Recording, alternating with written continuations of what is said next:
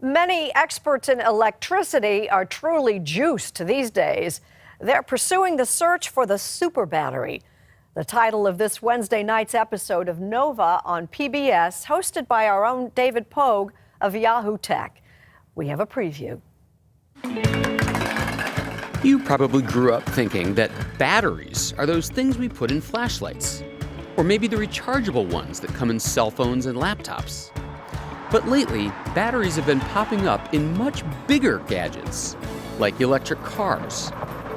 And now it's time to install batteries into the biggest machine of all, the United States electrical grid. That huge, aging, complex network of power plants and wires that bring electricity to our homes and buildings. And why would our national power system need batteries? Two gigantic reasons. We don't have a shortage of electricity. We have a shortage of electricity at certain times, and we have an abundance of it at other times. Mike Hopkins is an expert on the national power storage problem and CEO of a company that hopes to solve it. I'm sure you know the electricity system has huge surpluses in it at nighttime, actually, that have to be literally wasted, that has terrible deficits at other times of day, peak hours, which results, how do you know that? Blackouts, that's how you know it. That's the first reason we need batteries on the electrical grid, to even out the supply and demand, to time shift the availability of power from nighttime to daytime. But reason number two is even more important to our future. Power plant batteries would eliminate the biggest problem with solar power and wind power. They're both intermittent. Clouds come over on a sunny day and all of a sudden it's gone. Wind stops blowing, all of a sudden it's gone. You need a way to store it. Some have proposed using huge banks of regular rechargeable batteries, like the ones in our cell phones. But that's massively expensive, and their lifespan is far too short. Which is why some companies have begun creating batteries that don't look like batteries. Here in Bath County, Virginia, they've set up a dam and 2 reservoirs. During the day, when people need power, the water flows downhill, spinning turbines and generating electricity. Then at night, when power is cheap, they pump the water back uphill. They call this system pumped hydro.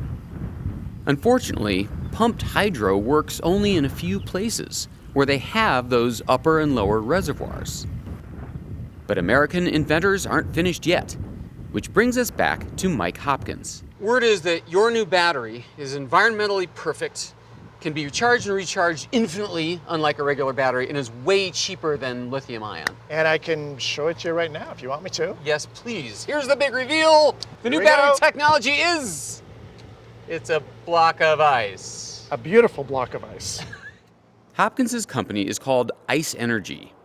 He invited me to a winery in Temecula, California, to show me his product, the Ice Bear. It's basically a huge bathtub that freezes water solid overnight when energy is very cheap. So far, what you've described is basically a big ice tray. How does that help anybody? Well, the way it works is that during the heat of the day, after this is ice, you get to the heat of the day, and this device is connected to that device, which is just a common, conventional rooftop air conditioner. That air conditioner doesn't have to create cooling. It's getting ice cold refrigerant from the melting ice over in this device, using only 5% of the electricity in total that would have been required if you just were having to run that electricity consuming device during the heat of the day. In other words, these 10 ice batteries can replace the winery's air conditioners for 6 hours a day. As a result, the winery saves electricity and lowers greenhouse gases by 20 tons a year. That's an important step in fighting climate change. Now, thawing ice isn't the only force of nature that can store grid energy. So let's take a look, spin the wheel, and each of the points along the tire and the rim is in motion, and voila, we have energy storage. Seth Sanders is the co-founder of Amber Kinetics near San Francisco. And this bike is supposed to illustrate how their grid batteries work. So here comes the sun. Okay, I'm shining on your solar panels. I'm charging up the flywheel, that I get, right? So now the sun goes down. How do I get this stored energy back into the grid. An electric machine functions as a motor and equally well as a generator. In other words, Amber Kinetics uses cheap electricity at night to spin up enormous flywheels. Then, during the day, a generator captures that momentum. As the flywheel slows down, the generator creates electricity. Oh, and these wheels aren't exactly bike wheels. How much do these babies weigh? This is about a 5,000-pound part. Wow, and how fast is it going to be spinning? It's some good number of thousands of RPM. That's up to 8,000 rotations a minute.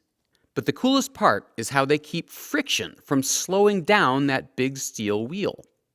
First, a huge magnet levitates that 5,000-pound wheel so that it's just barely resting on its bearings. Second, they seal the flywheel into this vacuum chamber, so there's no air friction either. Each flywheel can store 4 hours worth of electricity. The result?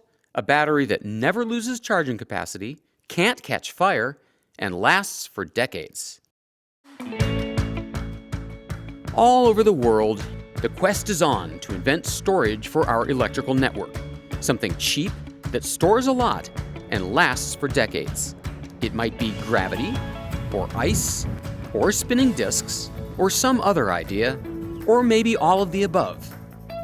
But once we have them, we can reduce blackouts, cut down on pollution, capture the power of the wind, and let solar power really start to shine.